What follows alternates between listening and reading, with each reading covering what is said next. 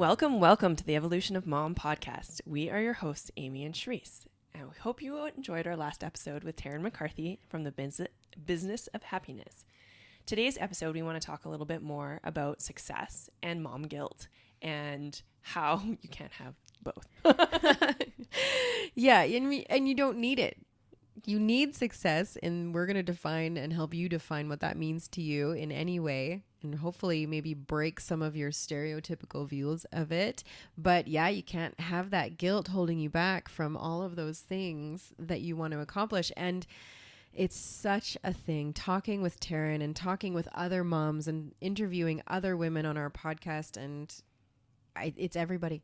Yeah. Every mom has it. Every woman has it. It's like it's ingrained within us to want to have a fabulous life, but feel guilty about it all at the same time. Yes. We don't even know where it comes from. Like, it's just so deeply innate, like rooted into our core. It's been modeled to us. Like, being a mother means being a martyr, but we don't have to live that way. That guilt, like Taryn was talking about, is the fact that like that guilt keeps us stuck from moving forward. And I think that is one of the most important things that we need to realize, is that guilt, if you look back in your past life, like that in the past of your life, there are moments where they're surrounded by guilt and shame, and those moments actually fully keep us stuck. And that's what happens in that trauma loop, where we get stuck at that age, that whatever it is that we are, and it keeps on coming up, right? So if we keep holding on to those moments of guilt, we prevent ourselves from moving and growing and going forward. Yeah, it creates those vicious cycles and those loops within yourself and within the culture of motherhood and the culture of women. Because as we guilt and feel guilty about the choices and things that we do, we then project that as judgment onto other women and onto other mothers and their decisions. And then it makes us feel guilty and feel like we have to feel guilt about the decisions that we're making, because people may be judging us as we judge them. And it creates this vicious loop and this vicious cycle. And we all just need to stop. We all just need to stop. We all don't need that kind of negativity in our lives. We don't have the time or the space or even the capacity to hold as much as we try and hold in that space of negativity and guilt. We need to let that go, and we need to embrace our own individual journeys, and trusting and knowing that we know what's best with what we know in that time. We can always grow, but that's the decision we made at that time. And as for everyone else, that is the decision they're making with their intuition, with their beliefs, with their definition of success as a mother, just as you are. And it may be different, and that's okay, because success in anything is different for everybody. And I think that's a big thing we need to talk about. It is. And it's so often like we give advice, and we, for one, most likely it's unwarranted advice. People don't want to hear it. They're just in their emotions right now, and they're processing their emotions. But we're giving advice based on our perception, based on what we think is best. And we can only understand from our own perspective. We can't understand from the perspective of our friend or perspective of another person. And I think we've all been guilty of being stuck in that space where we look at somebody's life and we're like, oh, if they just made this decision, things would be so much better. Would it? Or is it exactly what they need to be going through and to processing right now? Like, every decision that we have made has eventually led us to where we are, which then that has to mean that every decision we have made has worked out for us. And it's okay to recognize that you would do things differently because you're a different person, but not to project that outwards, right? You're a different person with different experiences, with different values, with a different journey to live. And, you know, we all have those moments of, well, I would have done that entirely differently. And if you just did this, like you said, which is okay, because that, we can learn from others. We can learn from what other people are going through and realize what aligns with us and what doesn't, and gives us awareness for future situations, but not projecting it out in the moment, because that's their journey and their story and their lessons that they're going to have to learn along the way. It's always important to offer support and understanding, but like grace and kindness. I think it's one of the things that I come across as being a mom as well as we can see our kids make decisions that we know necessarily probably isn't going to end up the best for them. And we want to save them from that pain based on our past experiences. But it is what they need to go through. They need to learn, right? I was always one of those moms that if my kids climbed up on a playground when they were 1, that they would have to figure out how to get themselves down instead of me coming to rescue them, because they thought it was important. And sometimes they fell. Mm-hmm. And I had to let them learn that lesson so that they could grow from it. They could, if I wanted to climb this playground, I have to figure out how to get myself back down. And so they learned how to do that. But it was interesting because being in that space, I almost felt judged by other moms, but I don't even know if the other moms were judging me. Some of them actually, like being around a pool, for instance, would say, how are you so calm watching your toddler run around the pool? And I said, well, I believe in my own ability to save him, and I'm keeping my eye on him. But I also know that if I just mother him, he's not going to learn that water's unsafe. So maybe I need to let him learn that lesson so that he can learn how to swim. Mm-hmm.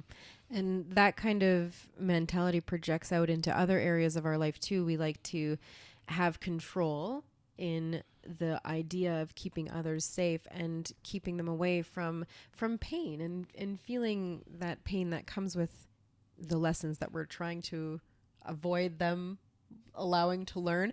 That's something that I have really had to grow through myself. Yeah. I've struggled with that, of controlling situations, and being really attached to outcome is a big one for me that I've had to learn to let go of. And that whole mothering, well, I don't want them to experience that pain. Like, just listen to what I'm telling you because I've been through this. I know, and you don't have to do that because I know. But in reality, how many people do what you say and are going to do, like, they don't. They're going to go do it and experience it for themselves because then it resonates with them and then they learn. So it's important to work on letting go of that kind of control because it stifles you. If you think back to like when you were a teenager and your parents were like, oh, don't do that, like blah, blah, blah. And you're like, yeah, okay, mom. Okay, like I can make my own decision anyways. And you go and do it, right? And you learn and you're like, okay. And you come back sheepishly and you're like, you were right. You were right. Maybe I didn't need to learn that lesson. But that's also how trust is built. But yeah, it's just that like continual flow. Like we have to remember that everybody needs to learn their lessons that they're going to learn, and we can't stop them or save them from that, right? And one of the lines that sits in my head the most is from Finding Nemo, where Marlin was searching for Nemo and he was like, I promised I'd never let anything happen to him. And Dory said, well, that's a silly thing to promise, because if you never let anything happen to him, how's anything going to ever happen to him? And like, it is a line that plays in the back of my head, is like, if I never let my kids fly and flourish on their own, then they're never going to have their own experiences. They're never going to grow and make their own lessons. And they're just going to always be mothered and be these eternal children. And I'm going to have to mother them all the time. Mm-hmm. Yeah, I think it's really important to go back and look at how you have been formed as the person you are, as the individual you are, with your strengths and all of your gifts. All of that came from the experiences you had to go through, right? So looking at our children in that perspective can be challenging, of course, because we always want to keep them from harm. It feels like it's our job, but in reality, it's our job to allow them to thrive and be beautiful, thriving, decent human beings. And they have to go through some things to become those human beings. Because I know I had to go through some shit to be the person that I am now. And if someone had protected me from that, I wouldn't be here. I wouldn't be doing the things I'm doing and allowing my mess to be my message and all of those things. So that's a really good perspective, actually. Thank you. Yeah, it's learning as we go. Well, and I think, part of something that I had to really let go of with my son and his struggles in school and things like that, like I had such a judgment on myself that as he struggled, it meant I was a bad mom.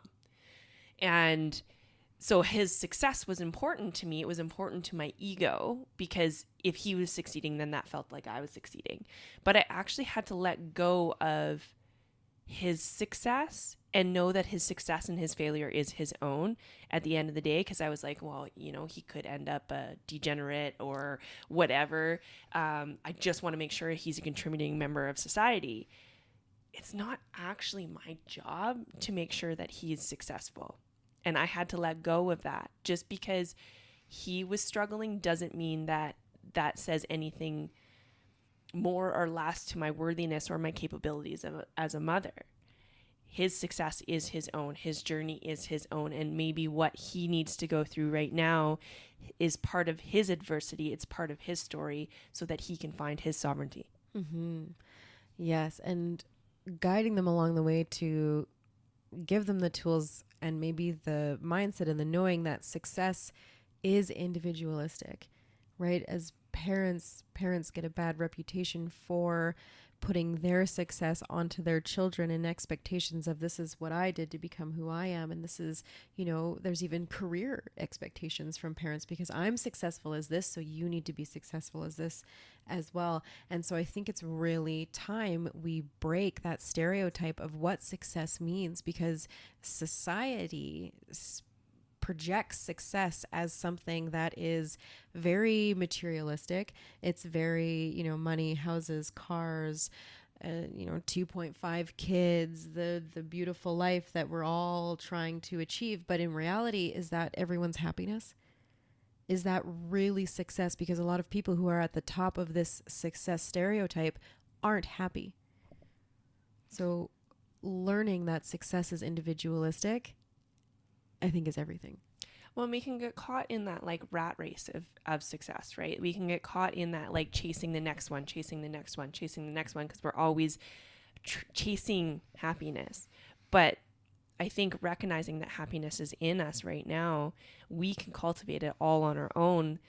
Then we don't feel like we need to chase, but it is okay to go for the nice cars and the nice houses and all those kind of external rewards, but not finding validation in them, finding validation in yourself and being like, actually, you know what? I know I'm worthy of driving this nice car or living in this nice house, and giving yourself permission to think and dream bigger, which I think that there's a whole dichotomy that can get caught up in, like, yes, the definition of a success is money and houses and all those things, or the definition of success is happiness and just feeling fulfilled.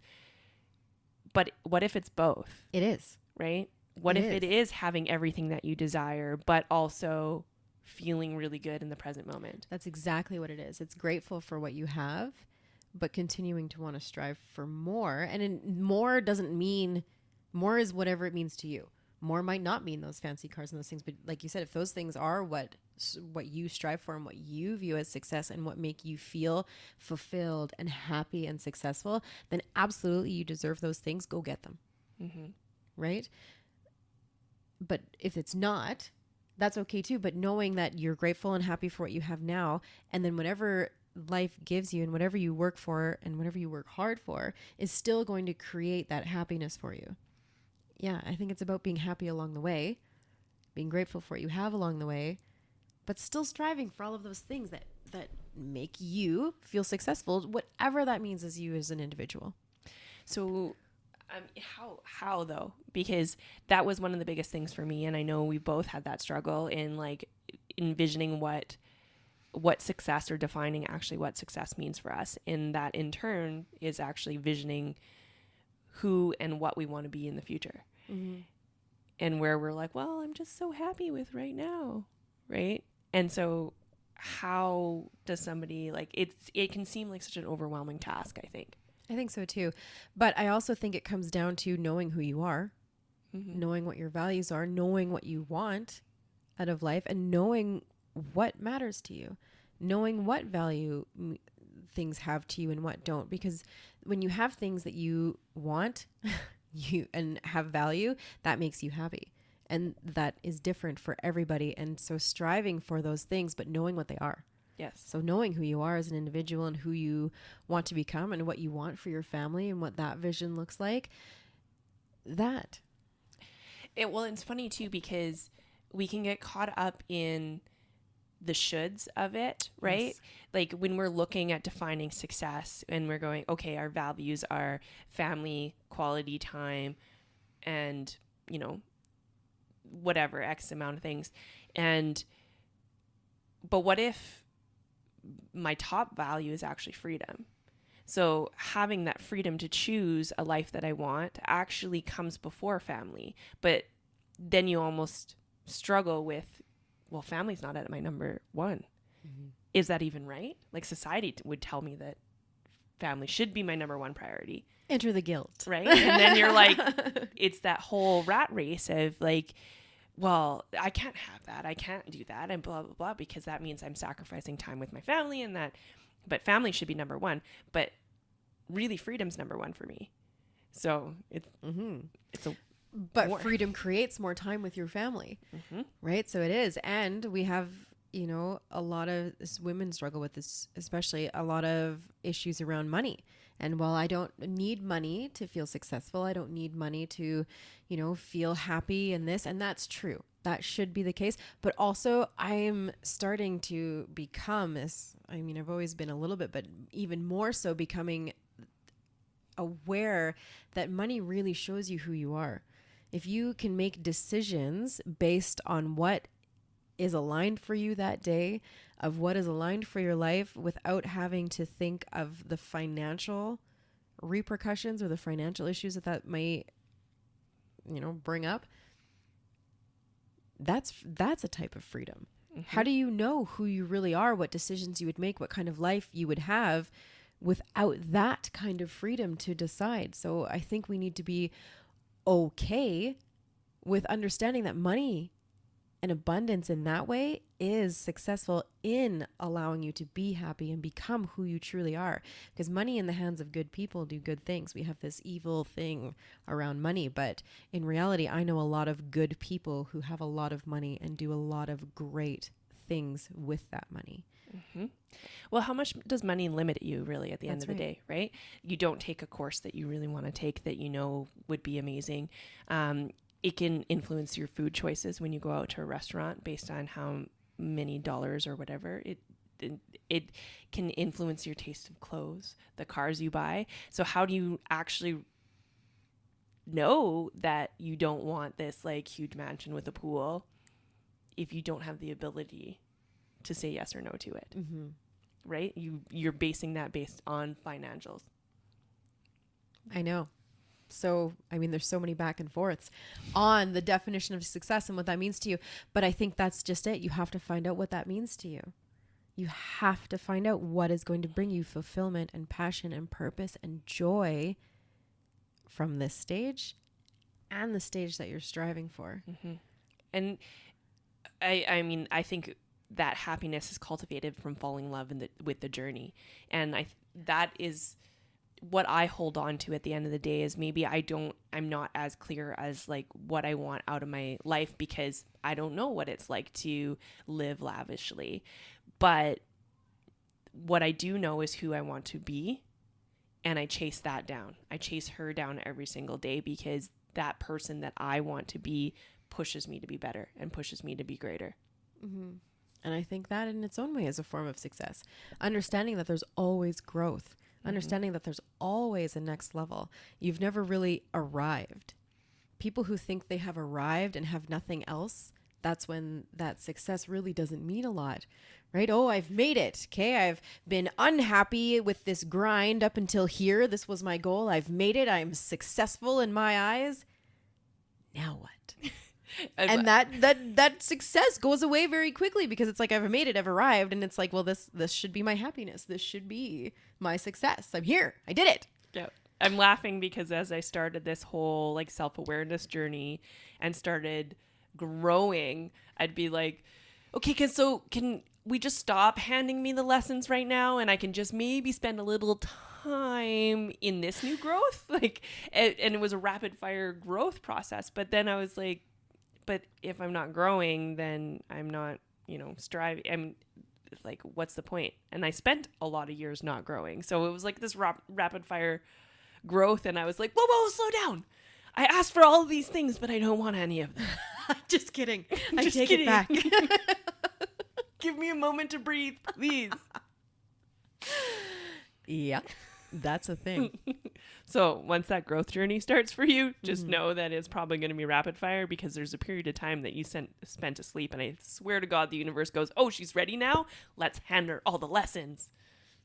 And you're like, ah. That's why you have to learn to enjoy the journey. Yes. You have to learn to find joy in that journey, joy in the everyday, so that your everyday can be more and become better, right? We chase joy. So the more joy we experience, the more we want to cultivate, the more success we're going to create.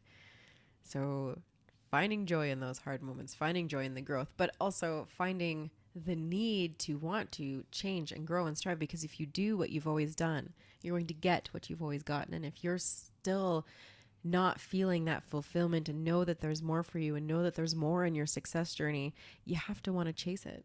Yeah. So start with defining what success looks like for you, who you want to be in the future, what you want to have in the future. What are your values at the end of the day? Start looking at those things, and that will help to direct your path. Yep. Direct what success means to you. Ask yourself those questions and really start embracing and cultivating the idea that someone else's success is what is successful for them. We don't need to be constantly passing judgment, which creates this guilt cycle, which then passes more judgment onto ourselves and creates more guilt out into the universe. It's something that needs to begin and end with us, because when we're solid within ourselves and we don't have guilt for the decisions we're making, we have confidence in the choices we're making, we hold more space for that for other people. So again, starting with yourself. It starts being solid within yourself, asking yourself those questions, finding what brings you joy, finding what success means to you. You can do it. We believe in you. We believe in you. You can do these things. You can do hard things. You can ask yourself the hard questions, and you deserve whatever answers come your way. Yeah. You deserve what your heart desires. It's put in there for a reason. Absolutely. Thank you so much for joining us today. We hope you enjoyed this episode. If you found value in this episode, please share with somebody, and it can change a life. As always, don't forget to put yourself first, because you can't pour from an empty cup. That's right. Self-care is selfless. Please come and interact with us. We love chatting with you. We love hearing what you're going through. And we love being a safe space to have a conversation for those of you that need it. So come find us on Instagram. We do have our Bevies and BS. We go live every Thursday night, where we just break it down the week. We get casual, but also sometimes get into some nitty-gritty, but in a more casual flow space. It's excellent. And we love having people interact with us on that as well, and helping you with what you're going through. So come find us. We love you guys. Thank you for listening. And as always, thank you so much to Next Level University. We could not be here without you. Bye. Bye.